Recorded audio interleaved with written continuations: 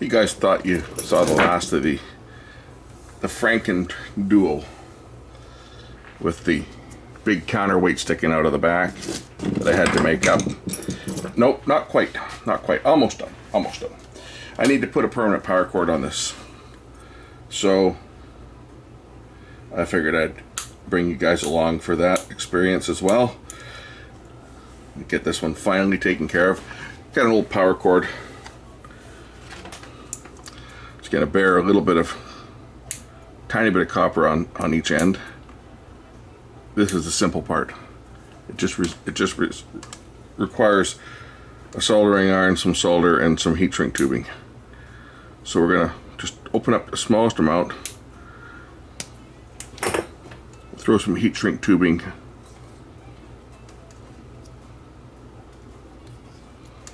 and then we're going to solder them down directly to these terminals here. Pull the heat shrink tubing up over the terminal and put some heat on it. Then I can put this unit back in its cabinet and call this one a day.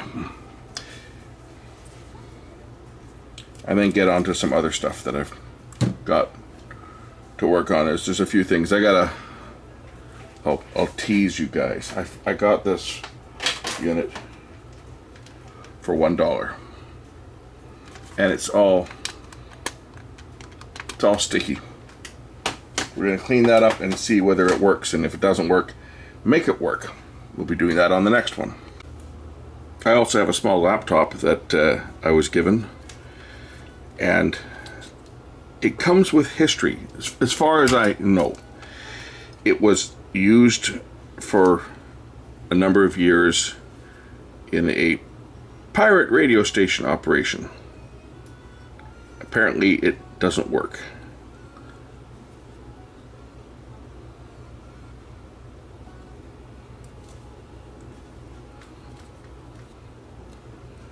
Apparently it doesn't power on, it doesn't boot, it doesn't do anything.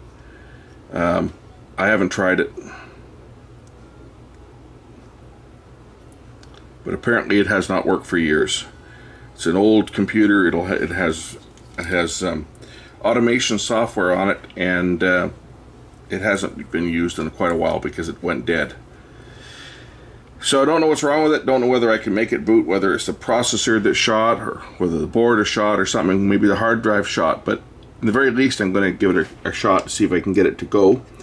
And if I can't, then I should be able to salvage the hard drive out of it. And there should be, if the hard drive's not trashed, there should be a good library of music on there. So that might be all it's going to be good for, is getting the music off of it. But still, it'd be interesting to see when it was last used, because I'm sure that there's most of this radio software has logging software for, especially if it was commercial software, it will have logging software on it. So you should be able to see when it was last used, and maybe even get some music off of it. But we'll be taking that one apart in a future video as well, in the next couple videos. It's sitting here, I just haven't got around to it. I've been sitting on this one for a while. I haven't got around to the thing.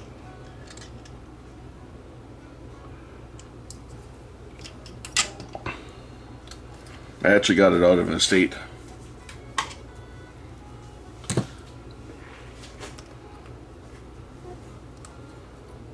And that's what I was told it had been used for. So we'll put the heat shrink tubing down. This is to prevent this from ever shorting out, and someone from ever making contact with the live wires. Safety first. Get the old heat gun.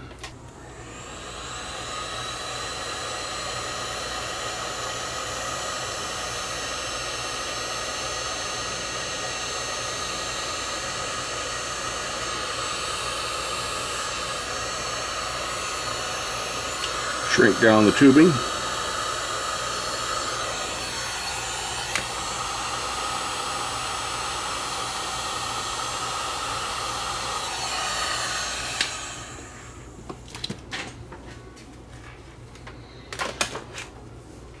And now we can get the base for this unit, and we'll reassemble the base and see how it looks. We'll just clean up this a bit. because of all the overspray of WD-40 that's on this thing. It's just disgusting to throw this rag out. I don't want to throw it in the garbage can. It might spontaneously combust.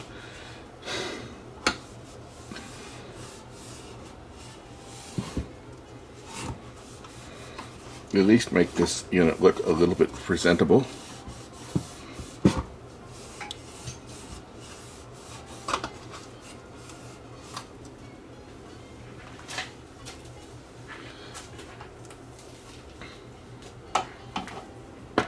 Okay, this is the back edge, as that's where the cover would have gone. So we'll pick up the table.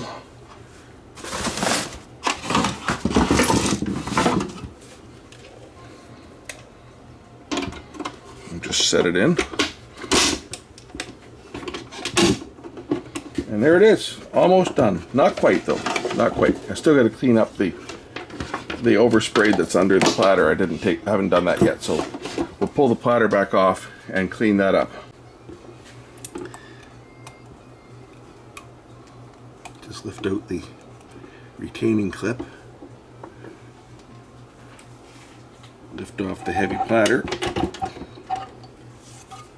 And now I can clean up this mess that is still waiting to create even more headaches going forward if I don't clean it up.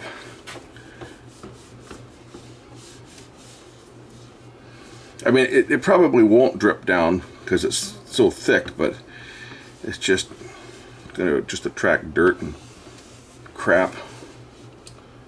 So I might as well get this up if I can, clean this up as best I can.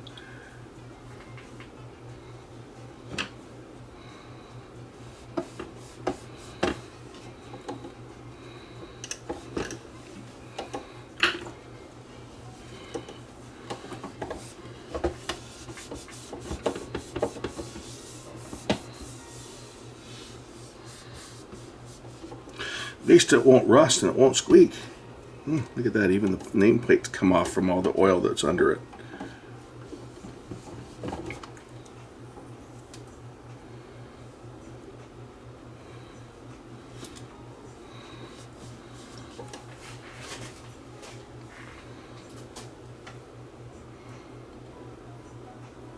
Probably best to lift that out now and not even bother with it, because it's going to just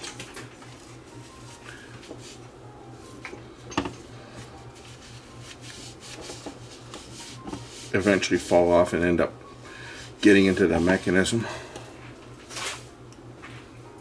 Okay, a little better than it was. At least the inside of the platter is not bad.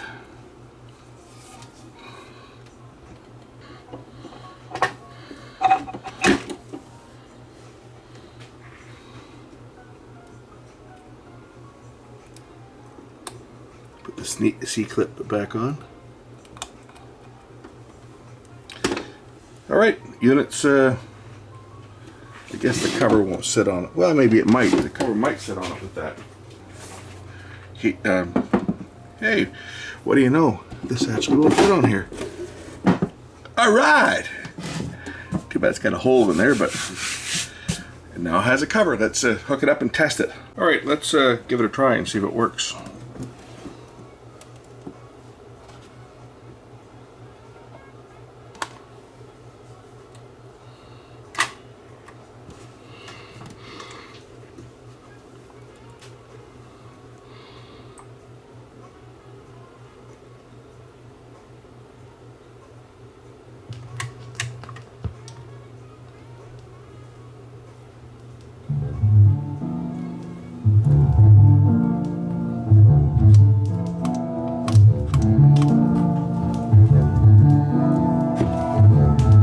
You'll even play with the cover down.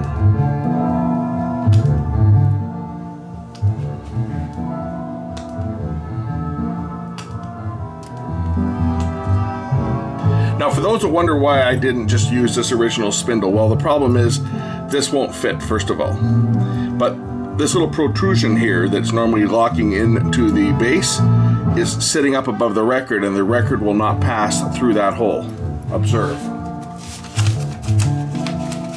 Grab another record that I've got kicking around here. See, if we put the record on here, even if we get it over this, it stops. So it won't pass through. So that spindle could never be used on this turntable. It's a spindle that is for probably a BSR. I think it's BSR that it came from. Anyway, that's way too much time spent on this dual 1219. But as you can see, now it's fully functional. And if I put the record over to the end, it will pick up and stop.